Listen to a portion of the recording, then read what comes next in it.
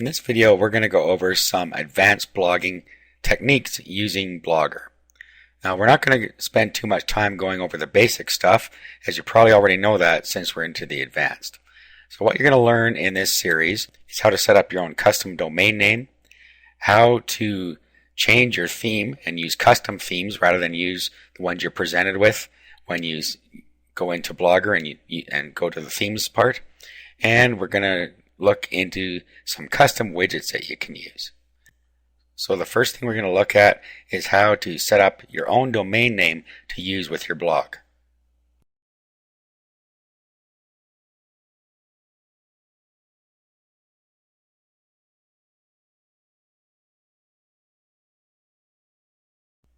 Okay, now let's get started setting up our blog with a custom domain name. Now you can always change one of the blogs you already own to a custom domain name, but I'm going to go ahead, I'm going to create a new blog here, and then I'll have to sign into my Google account. Okay, so the first thing we need to do is put in our blog title here.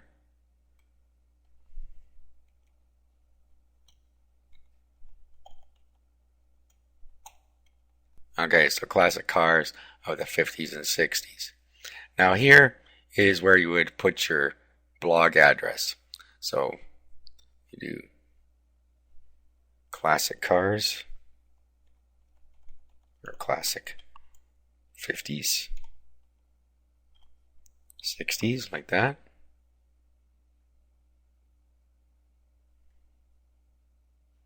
Okay, check availability, and it's available. Okay, and then of course we have to do this part here. Okay, we'll choose a template, doesn't matter which one at this point. Continue, and then we'll click Start Blogging. Now we could have chose Advanced Setup there as well, but let's go to Settings now. And then what we can do is go to Publishing. And this is where we can set up our custom domain. So by clicking here, we can set up our custom domain name. Now, well, let's just do that. Now you can buy a domain name right from within here and it'll set everything up for you. Or you can go to one of the registrars that you like to use and you can do it the manual way. And that's how I'm going to show you how to do it. I'm going to show you how to use it using GoDaddy, but there are several other registrars that you can use. Okay, so the first thing we're going to do is go to GoDaddy.com and we're going to purchase a domain name to use with this blog. Now you just go through the normal domain registration process. So what I'm going to do, I'm going to search for a domain name here, and then I'm going to pick one and register it. Okay, so I have classic cars of the 50s and 60s, and we can click Go. And then it tells us that it's available, so we could register that, or we could pick another one in here if we want to register it. Now, we have an info domain that's 89 cents for the first year. So I'm going to go with that one for this demonstration. So we'll click on that and continue to registration. Okay, and you can take the upgrades if you want, or you can skip them. Now just go through and finish the purchase. Okay, now that we've registered the domain name, what we want to do is come to this point, and we want to go to the advanced settings here because we already own a domain, and then we can put the domain name in here. And one thing we're going to have to do is we're going to have to use what's called a CNAME entry. This is to set up our name servers. Now if you just click on setup instructions here, it helps you out a little bit. Okay, now here are the instructions for setting up a CNAME, and you can find the instructions for a lot of the common registrars right here. So click there, and then you'll see here are some of the examples here. So we're going to use GoDaddy, and then we can follow the instructions right here. Okay, so what we need to do is go and edit the total DNS entries.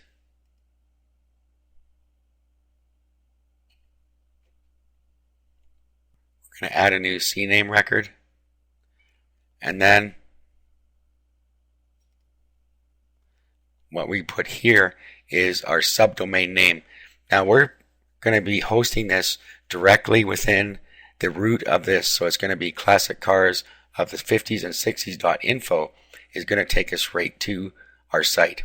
Now, if we're going to put it in a subdirectory called blog, that's what we would put here. Since we're not, we're just going to use www. But remember, if you are going to use a subdirectory, then you need to put that in here. And then it has to point to a host name. Okay, it's ghs.google.com. Okay, this will just leave at 1 hour. Click OK. Now I just saw it threw an error there, as it should have. We would have had to put a custom domain name in there for that to work, because we already have a www entry here. So if you're not going to use a subdomain, then use this one here. Just go and edit it. Okay, and all you have to do is change the host name here. So change that to your ghs.google.com and then click OK.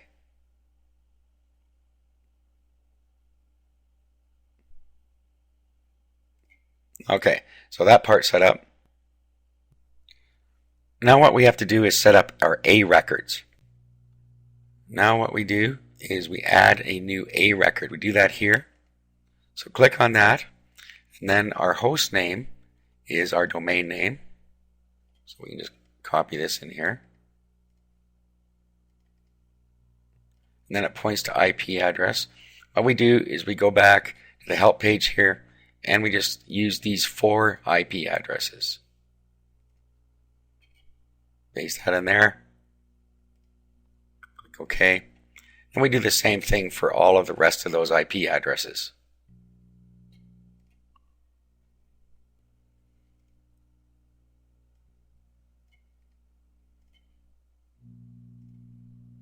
And once you've got them all in there, and you're all set at this end. Okay, so there are all of our A records. Now what we'll do, let's go back here. Okay, our blog is in there, our blog address.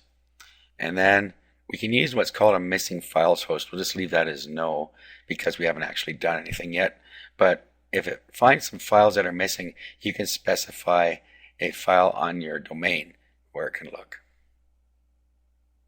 Okay, word verification, same as always, and then save the settings.